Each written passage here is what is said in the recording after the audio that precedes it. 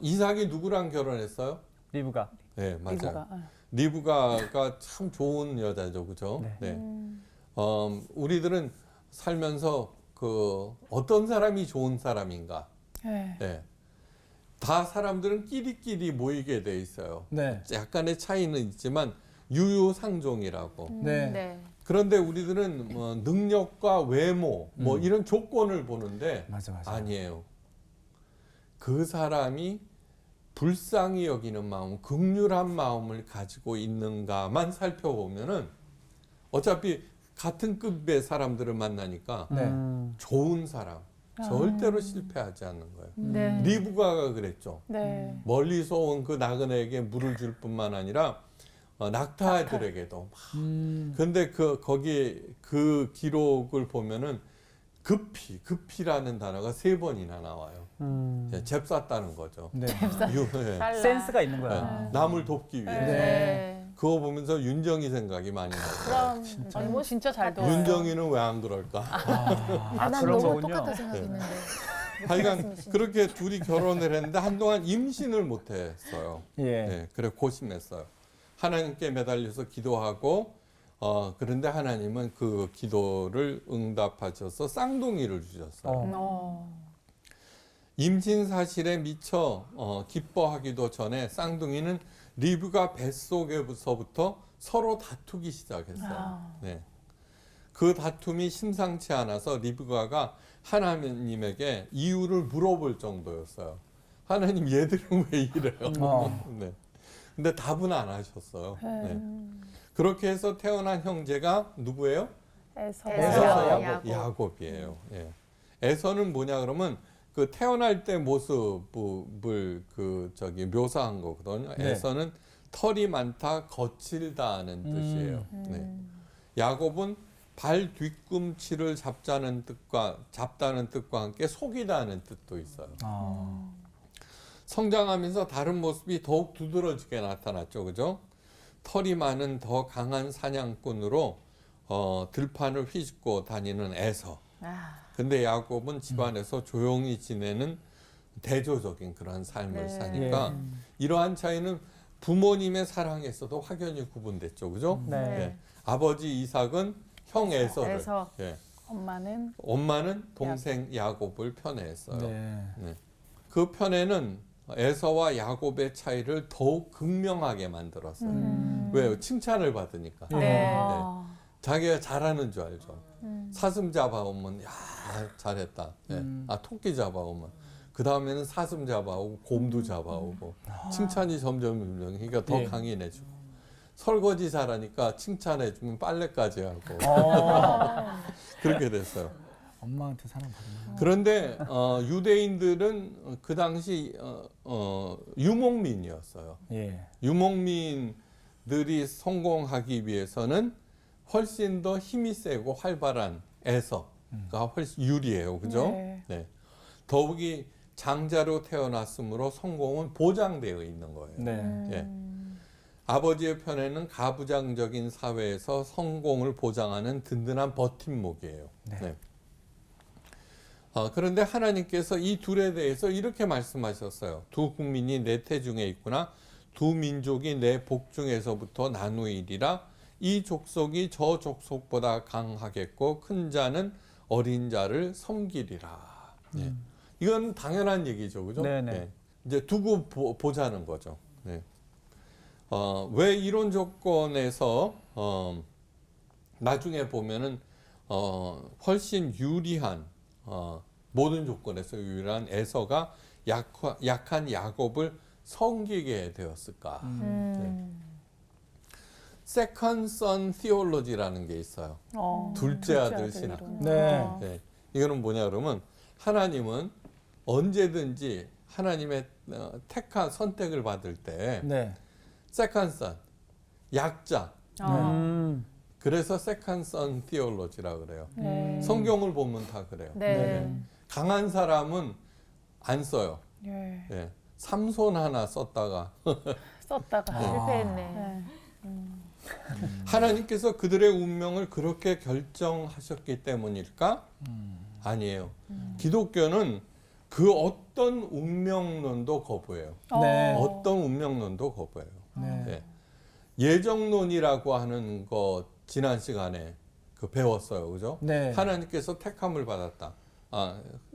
택한 사람이 있다 없다 이러죠, 그죠?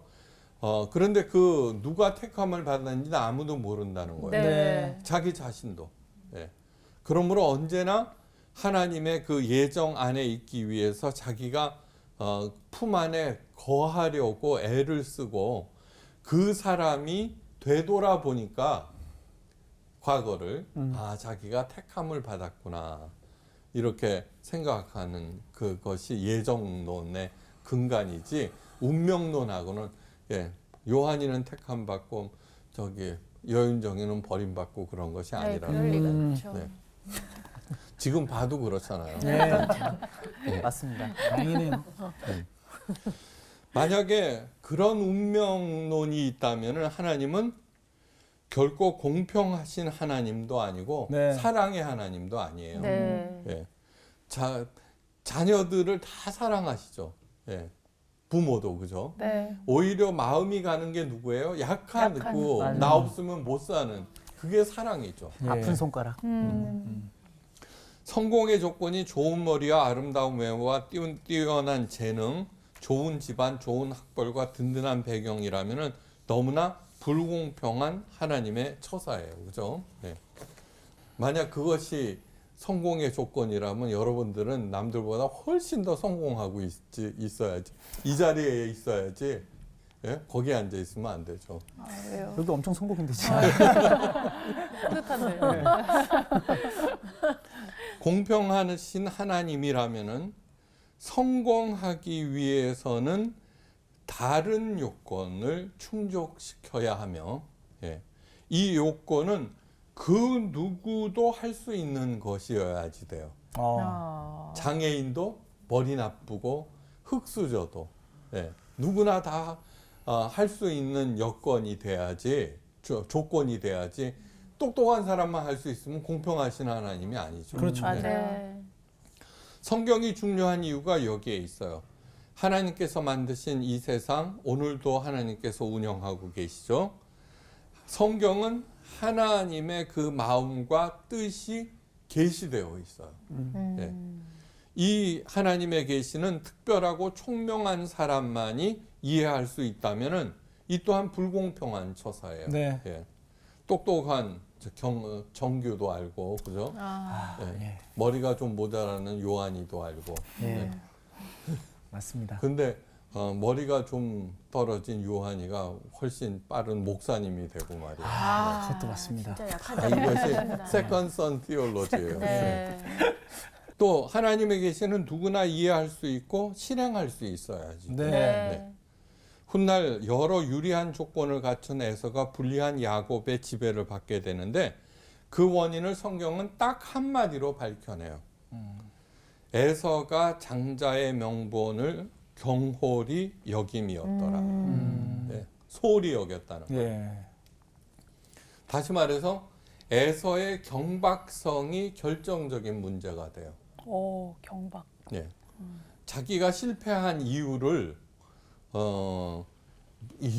그때마다 다르게 얘기를 하지만, 근데 알고 보면은 그 사람이 가지고 있는 결정적인 단점 때문이에요. 하나야 하나. 네. 그 경박성, 에서의 경박성. 그러니까 딴 모든 조건은 다 갖췄는데 그 에서는 경박했다는 거예요. 야곱은 집에서 요리를 하고 있었어요. 붉은 죽을 맛있게 끓여놨어요. 그때 에서가 사냥에 나갔다가 허기진 채로 돌아왔어요. 예. 맛있는 냄새가 나고 야곱에게 그 죽 좀 달라고 청해요. 그러자 야곱은 그 기회를 놓치지 않고 이렇게 제안해요. 야곱은 머리가 좋거든요. 네. 형의 장자의 명분을 오늘날 내게 팔라. 이렇게 얘기해요.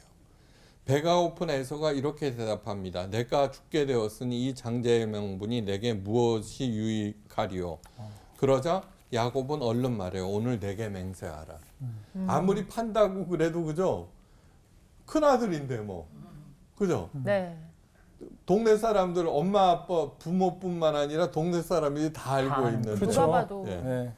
에서는 대수롭지 않게 맹세를 해버리고 죽 한 그릇과 기분이 좋아진 야곱이 떡까지 줬어요. 그래서 나온 것이 그 단팥죽에 넣은 경단이에요. 이야. 진짜예요? 그게 그렇게 그럴싸한데? 연결이 되는구나. 그렇구나. 아, 떡 하나가 막. 단팥죽 먹다 보면 경단 나오잖아요. 맞아요. 그게 또 그렇게 맛있죠. 네. 그게 되게 성경적인 거예요. 아니 동짓날에 다 연결이 기독교인이네. 딱 떨어지는데. 기독교인. 네, 그렇게 해서 장자의 명분은 야곱에게 넘어가 버렸어요. 허망하다. 허겁지겁 배를 채우는 형 에서의 모습을 바라보며 야곱은 쾌재를 불렀어요. 네. 야곱의 이름이 뭐야? 발뒤꿈치를 발뒤꿈치를 잡다. 잡다, 네. 속이다. 네. 네.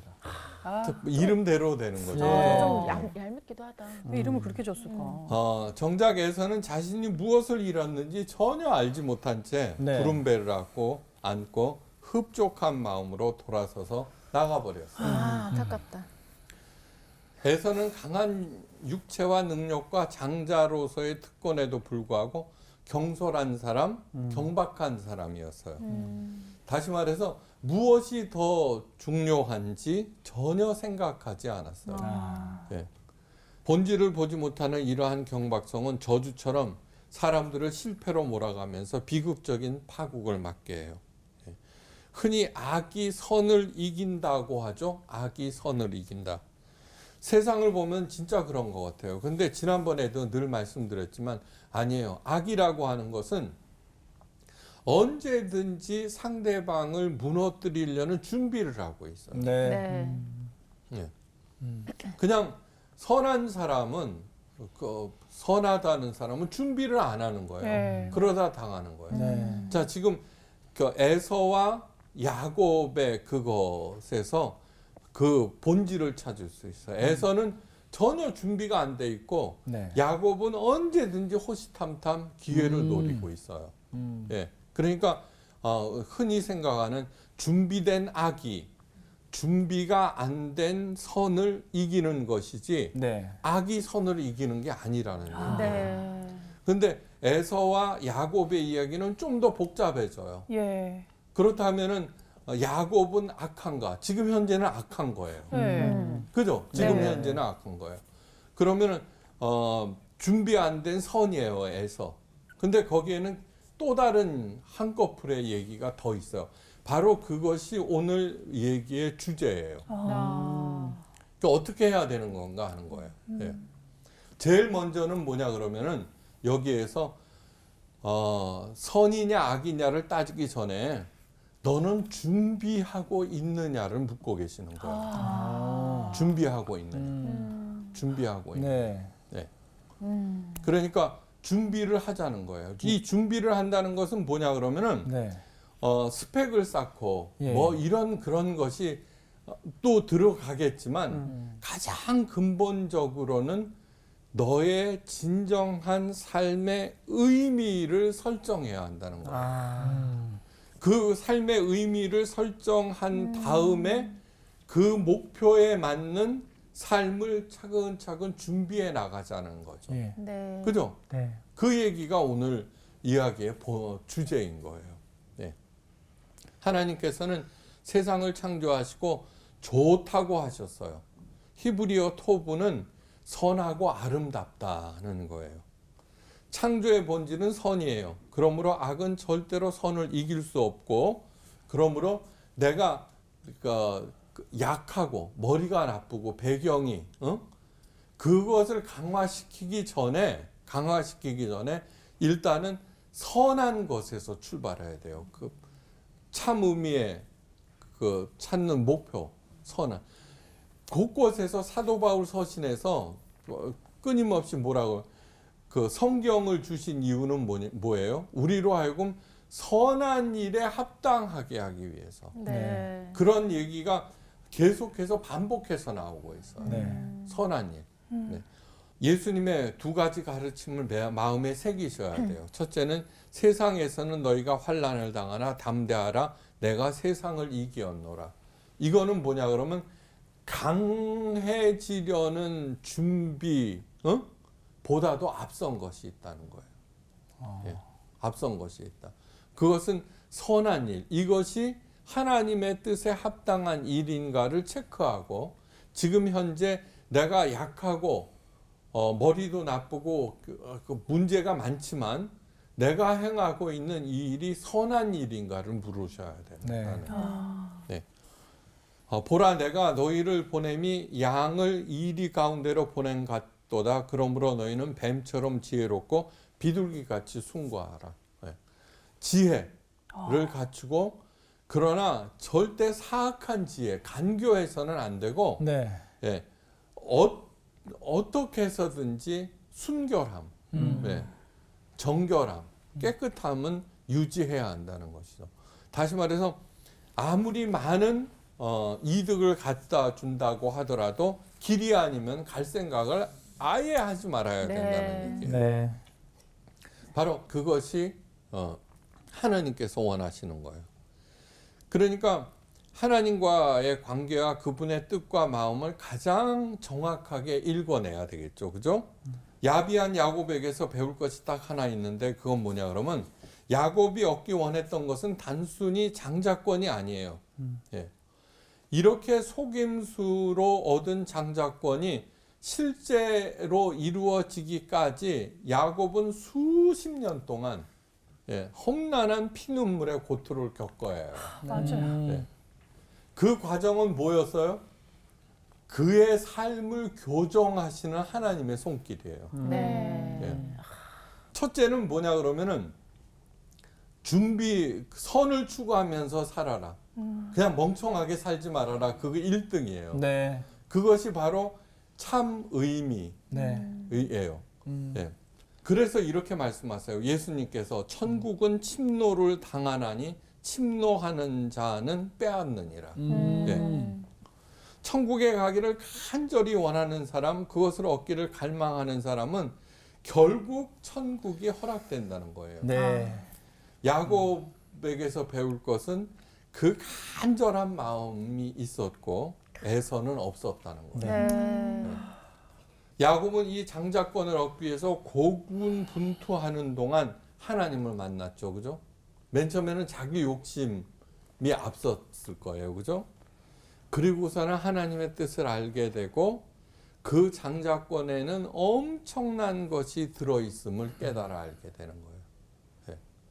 진짜 소중한 것, 진짜 가치 있는 것에 목숨을 거는. 네. 네. 그래서 그의 열정이 있잖아요. 그러니까 걔는 훨씬 더 그 선에 유용한 사람이 되죠.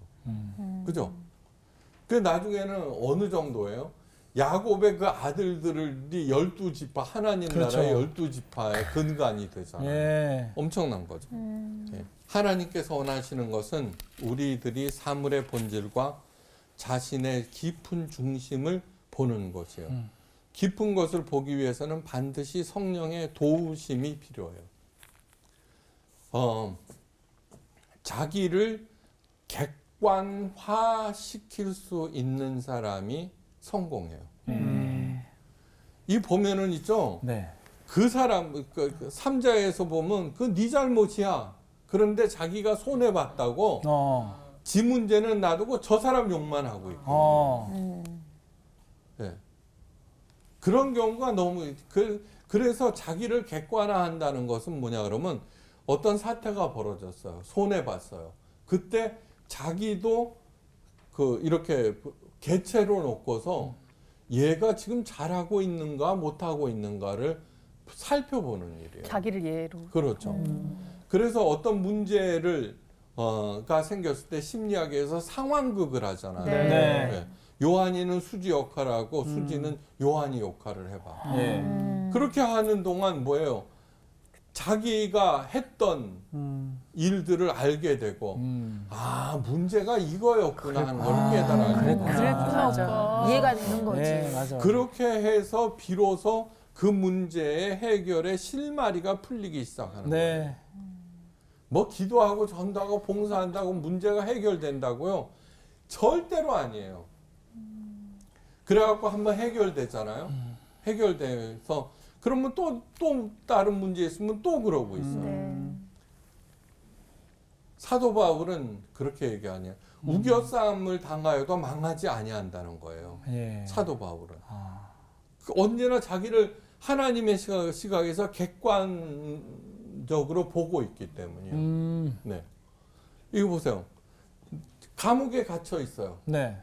이거는 실패죠. 그렇죠. 막 힘들고 그러니까 자책하고 있죠. 네. 그런데 사도 바울은 감옥에 갇힌 자기를 하나님의 시각에서 보고 있어요. 네. 이거는 뭐냐 그러면 내가 열심히 복음을 전도하다가 하는 일이고 여기에서도 내가 할 일이 있구나 하는 것을 알게 돼서 그 안에서도 복음 전파를 하게 되는 거죠. 네. 자, 리브가의 뱃속에 에서와 야곱이 함께 있어요. 그 얘기는 뭐냐 그러면은 우리 안에 경박성도 있고 욕심도 있고 야망도 있고 온 에서와 야곱이 가지고 있는 다 장단점 있는 거죠. 모두가 다 있다는 거예요. 맞습니다. 인정. 그러니까 이러한 것을 하나님의 뜻 아래서 조율해 나가는 것이 인생이라는 거예요. 네. 조율해 나가는 거. 네. 그래서 잘 조율해서 하나님께서 원하시는 바를 이룰 때 예. 이게 하나님께서 운행하고 계시잖아요, 이 세상. 네. 하나님과 내가 동업자가 되는 거예요. 동업자. 그러면 뭐 저절로 일이 풀려 나가는 거예요. 오. 손해 볼 일 없는데. 네. 그러니까 저기 하여간 하나님과 동업 잘 하셔서 네. 100배 결실을 맺고 베풀고 남음이 있기를 바라면서 오늘 강의를 마칩니다. 감사합니다. 네, 짧게 줄인 성서학당 강의 여러분 잘 보셨죠? 그래도 전체 영상이 보고 싶은 분들, 또 짧은 영상도 같이 보고 싶은 분들을 위해서 여러분 구독과 좋아요를 눌러주시면 더 쉽고 편리하게 함께 하실 수 있습니다. 매일매일 우리가 살아갈 수 있는 영혼의 양식, 성서학당 늘 함께 해주세요. 감사합니다.